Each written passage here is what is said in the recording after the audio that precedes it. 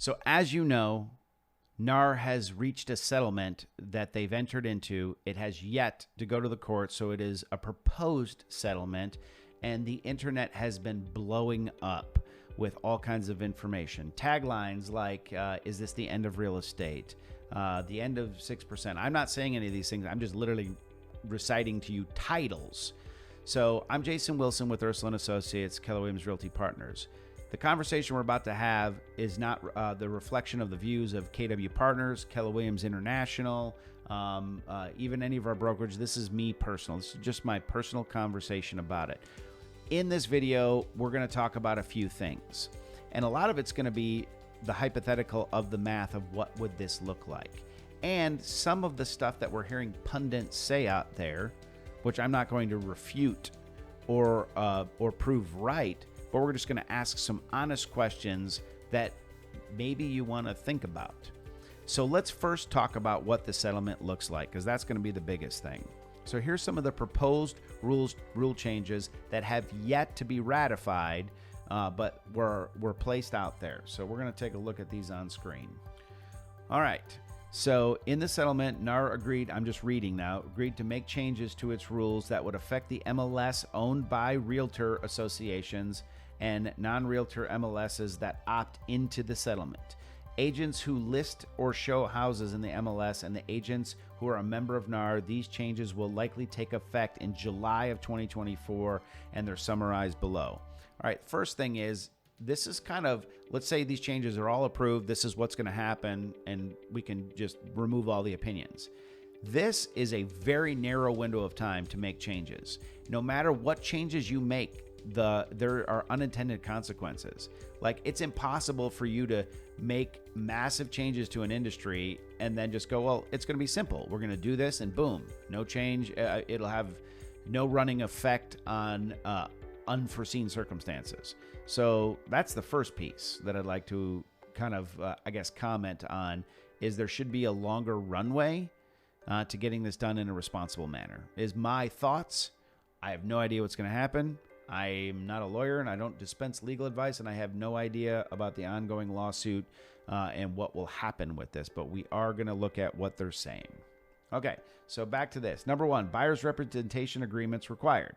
Agents working with a buyer must sign a written buyer representation agreement with the buyer before the agent can show a home listed on the MLS. Unless inconsistent with federal or state laws, the buyer representation agreement must include at least these things. Agents must disclose the amount or the rate of compensation that they will receive, or how this amount will be determined. 2, the amount of compensation must be set in the agreement, such as a percentage or a dollar amount, and cannot be open-ended. For example, the agreement cannot say buyer broker compensation will be whatever the seller is offering the buyer. They're literally making that not possible in this proposal, if accepted. Agents cannot receive compensation for brokerage services other than from any source more than the amount, the rate agreed to in the buyer representation agreement. So what that means, let's talk about that for a second. What they're saying there is, if you are representing a buyer and in your buyer's brokerage agreement, you negotiated compensation of 2% with your buyer, and you go out and show them a property, and for whatever reason, that seller is offering a cooperative compensation to the buyer's agent of their own volition of 3%. This basically states that you cannot have the 3%. You would have to go with the 2% because that's what you agreed with. The same is true if, let's say, the buyer, the seller was offering 1% compensation. Your buyer agreed to pay you 2%. You can take 1%, at least this is my understanding of it, from that seller, and then the buyer would only have to compensate another 1%, making the 2%, but you cannot collect from all combined sources any more than what was in your agreement. I guess that kind of makes sense, right? Where this is a little bit strange is currently what happens is somebody agrees to, now I'm going to separate this because this is an international settlement for, no, National Association of Realtors. Okay, so at least here in the U.S., what this is affecting is there's a lot of states that don't have buyer's brokerage agreements. Here in Georgia, we've had them for a long time. As far as my team goes, we have always had a rule that we absolutely enter into a buyer's brokerage agreement before we go out and do representation. So there really is no change for our protocol on that piece.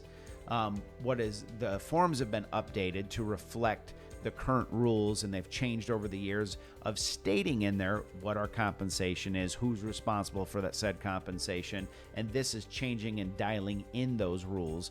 But the buyer's brokerage agreement is something we have always had. What that basically means is, for example, I'm selling my mom a house right now. My mom signed a buyer's brokerage agreement with me and agreed to make sure that I was compensated 3%. That 3% is understood that if the house she chooses isn't offering a compensation of that 3%, let's say it's 2%, that she would have to pick up the rest of it. If it was 0, she'd have to pay the entire 3%, but the 3% is the compensation. She opted to buy a different house that not only paid 3%, but it had a bonus on it. Under the current rules, the bonus, I'm allowed to go ahead and collect that because the seller was offering a bonus. I didn't ask for it. I didn't negotiate it above and beyond. It was something that was being offered for us it was an incentive, and she chose the house, and so I get the 3% plus the bonus. Underneath this new proposal, unless I had the amount of the bonus written into the original agreement prior to showing, I would not be entitled to said bonus. So that's going to be one of the unintended consequences. If you have builders offering bonuses, they're not going to be able to pay the bonuses unless they somehow had whatever that bonus amount written in. Because remember, it can't be whatever bonuses is being paid based on the way that reads. It has to be a bonus specifically with a dollar amount or a percentage, right? And so that's part of what's going on with this. All right. So let's go back into it briefly. 2, offers of compensation cannot be made on the MLS, meaning the MLS will no longer be able to put on there what the co-op compensation is. It does not seem to prohibit them from offering cooperative compensation from the seller side. It just can't be on the MLS, and there's going to be some debate about where and how you're going to find that information out. So if you're a buyer and you decide that you don't want to go at this alone and you hire a professional real estate agent and you agree with that real estate agent to pay them 3%, based on this, we won't be able to simply go on the MLS and go, here's 15 houses to show you. And you might go, okay, well, which ones am I going to get a bill for? And which ones are offering 3% cooperating commissions? It's not going to say that.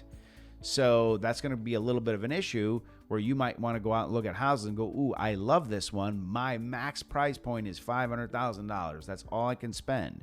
And you go and look at, I'm going to shrink the number to make it easier. You look at 3 houses, and it turns out 2 of them are offering cooperative compensation.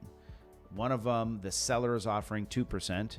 The other one, the seller is offering 3%. And the third one, the seller is offering 0%. Since you, in this hypothetical scenario, have signed a buyer's brokerage agreement stating that you would be responsible for 3%, then the difference must be made up.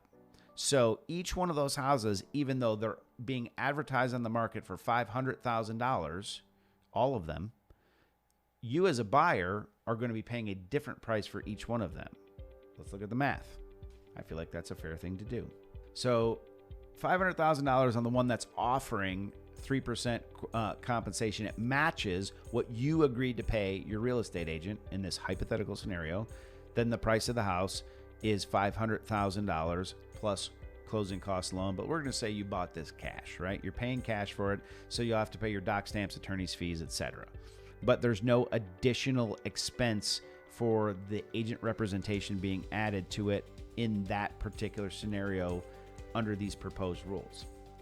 The next house that offered 2% in cooperative compensation, that means for you, this house is going to be $505,000. You're going to pay $500,000 for the house, plus you're going to have to add in $5,000 in, which is 1%, in cooperative compensation, so that you the agreement you made with your real estate agent would pay. So you might effectively look at that as a 505 from your perspective. Now, granted, it isn't actually changing the price of the house. The house is still $500,000. But for you, it's $500,000 plus a $5,000 bill for your representation because they're covering 2 of the 3%, right? So that could affect purchasing. If you're capped at $500,000, that you might have to start looking at 495 houses to get those numbers more in alignment. If it's a 0 at $500,000, that's $15,000. For you, you have to pay $500,000, whatever your down payment is, plus the $15,000 that you agreed to pay your real estate agent in that agreement. Now, granted, all commissions, I should say all compensation is negotiable. As far as I'm concerned, in Georgia, it always has been. There is no set, there is no standard. You're not hearing me say that. I'm giving you hypothetical scenarios where it's negotiated out at 3% so that we can do easy math. That 515. So let's talk about why this is happening. Some of the stuff I've heard out there is, well, now that they're doing this, sellers will be able to get more money, right? So this means by the fact that sellers will be able to sell at the same price because a house is worth what a house is worth from their perspective. And now that they don't have to pay an extra $15,000, they get to pocket that money. So that's one perception that I've heard talked about out there. That may or may not be true. But we still have to look at the math, right? From the buyer's perspective, it's a 515 house, right? Because the money's in there somewhere. Let's just say the real estate agent is cut out of the transaction and the buyer goes direct to the seller, right? So now that buyer is buying for $500,000. They do not have that expense, but they also don't have representation. So that's going to eliminate some buyers who will insist on having representation. Again, nobody's required to, but they may want to, because if you've ever been in a real estate transaction, it's not like going to Walmart where you're like, go through and go, okay, I'll buy this one. Or you ring you out and go, okay, it's $500,000. Swipe your card and sign here and you're done. There are all kinds of things that you need to know. The inspections, what do I do for repairs? The loan product, the appraisal, what happens if it doesn't appraise? There's so many questions. In fact, I've written over 150 questions that I commonly get asked by buyers and sellers in the course of a real estate transaction. And that isn't even all of them. It's just 150 I can think of sitting there that I'm trying to answer on videos like this to put it out there, because I feel like if I'm being asked them over and over again by our clients, other people might have the same question, and I'd like them to have the answer as well. So does it save the seller money? Maybe. But in a lot of cases, it may not. So now let's flip it to the buyer side. Let's say some of the other pundits are saying now prices on houses will come down because the real issue was that real estate agents made the prices inflate. Now, I don't know that there's any empirical evidence to say that. Obviously, I'm going to disagree with that statement on a personal basis. But let's look at the reality. What has caused prices to go up, I would actually argue, was the government printing billions of dollars, putting it into circulation, and artificially keeping interest rates so incredibly low that when you're flush with cash, interest rates are low, then you get competition. And what we experienced in 2020, 21, and 22, at least partway until they started raising interest rates, is everything was going for $20, $30, $40, $50,000 over its asking price, and there was a lot of cash being put in there. If you didn't put the cash in and the interest rates had already been up a little bit, those prices would not have accelerated like that. I promise it wasn't us doing it. It's economics, supply and demand is affected by interest rates and liquidity. So those are factors. So let's go back to the buyer conversation. If you get a buyer and the buyer is a first-time home buyer, 3.5% down for FHA, 3% down for Fannie Mae or Freddie Mac, 3 or 5 depending on the program, VA, which is no money down, USDA, which is no money down. These buyers, these programs that were invented for these buyers, now it literally puts them in a position where they barely have enough money for the down payment, especially if they're doing the zero money down. They may need it to be zero money down for it to work for them. And if they have to, let's just say everybody, hypothetically, across the board says we're not going to offer a cooperating compensation to any buyer's agent at all. Let's just pretend like that's what everybody did. If that's true, then those buyers have to pick up a tab, whatever they negotiate. Let's just say they negotiate a great reduction in commission rates to like 1%, which is a lot of work to drive and be able to do that for 1%. But let's just say that's what it is. For a $500,000 house, that's a $5,000 bill. They may not have the extra $5,000 to be able to do this. So somehow or another, they have to roll it in the deal. So they're either increasing the purchase price or they're asking the seller for concessions to be able to cover that expense. Either way, it's getting put into the deal one way or the other. So if the seller says, oh my gosh, I can't seem to sell my house, I'd love to sell it to this VA buyer, he can't afford this bill that he has to pay the real estate agent that's helping him, so I'll give it to him in a concession. Okay, the math is the same, right? It's in the deal. We have to work it in the deal somewhere, right? So who's this going to hurt most? Possibly is it could have a potential effect on first-time home buyers, making it harder for them to be able to get into a deal, or force them not to have representation, which if there was anybody that needed it, it's the first-time home buyer. Or if the sellers decide, to heck with it, I'm going to offer cooperating compensation, then it really has no effect, and then you have to ask the question why we're doing it. So all of these things become valid questions. So the main takeaway that I really want to get out in this video is math is math, right? Compensation is negotiable. There is no standard. And that's for both sides. Nobody's required to pay any. You're not required to pay anything to sell your house. You don't have to hire a real estate agent to sell your house. You don't have to hire a real estate agent if you're going to buy a house. But if you are doing those things, you're doing it because you want to receive something from them. Their expertise, their advice, their guidance, their marketing skills, their connections, everything, right? That's the value that they're bringing to you. And you, as a consumer, will have to negotiate with them on what that looks like and what they're willing to accept. Now, we're not the cheapest people around the block. There's a lot of people that might do it for less, but we bring a lot of skill to the table, and I can introduce you to client after client who has had $60,000 on the line, and they hired somebody else, not us.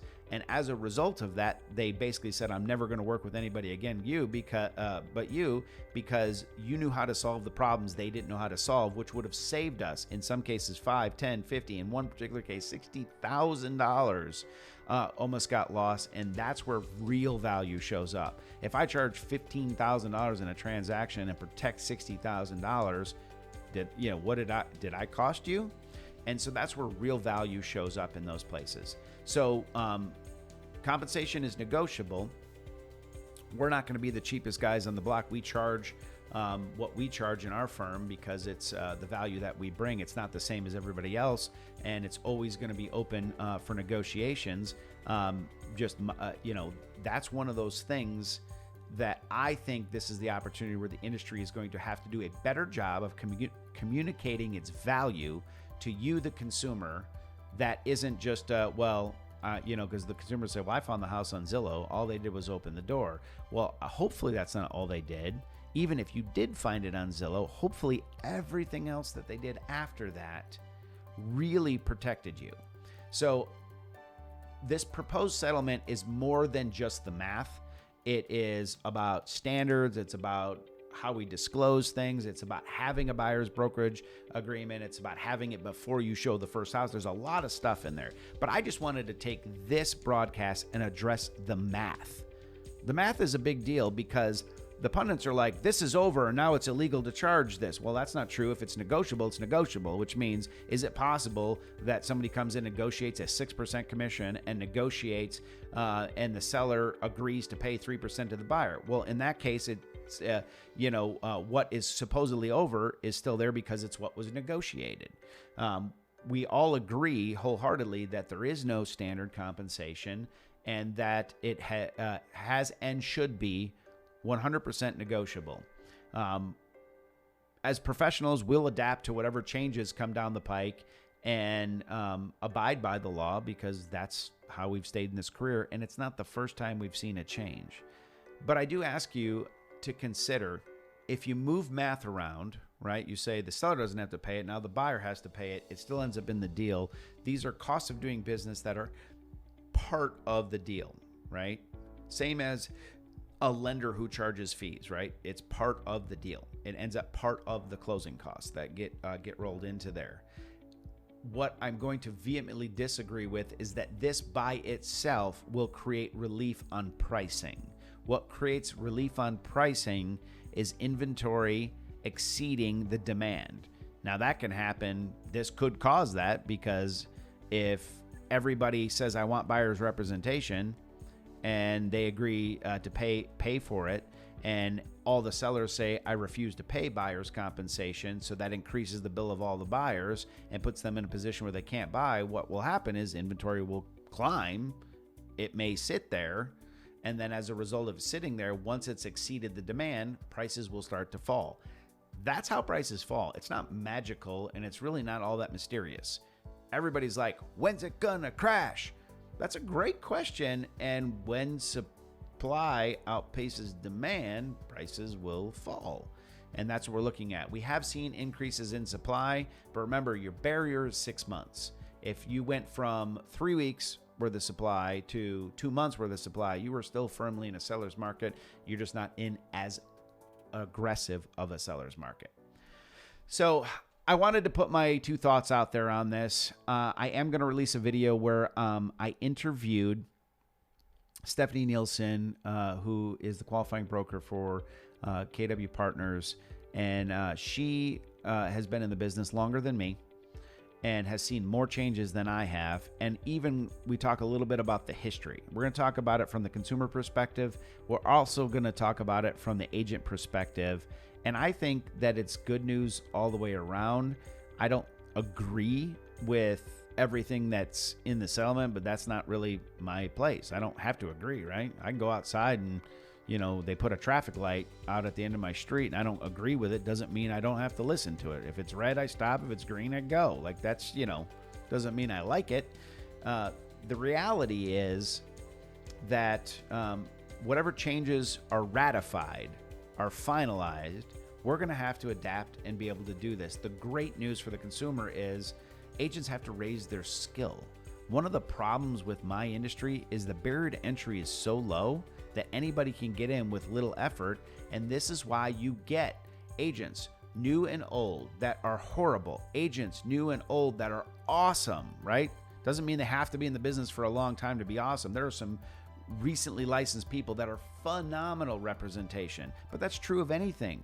There are doctors, that's why there's malpractice insurance. There's some doctors that didn't do a great job, and there's doctors that are life-saving machines, right? And there's human error everywhere in between.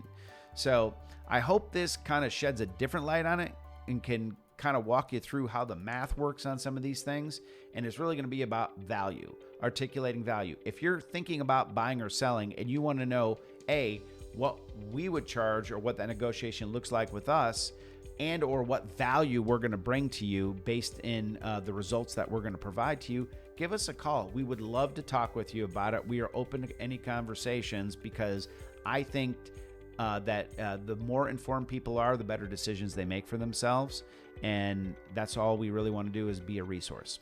So thank you so much for tuning in. Again, if you would like our free ebook about how to buy and how to sell in 2024, go ahead and send us a direct message, and we would love to be able to send that to you free of charge. And if you want to set up a consultation with no obligation, or just chat about this, if you disagree with me and you want to call and say, you're wrong, Jason, by all means, I'd love to take the call and sit down with you and talk about why, because this is all very new. None of it is in stone. It is ongoing. And, we all have opinions about it. So that's my rant for the day. I hope you're doing well. Talk to you soon.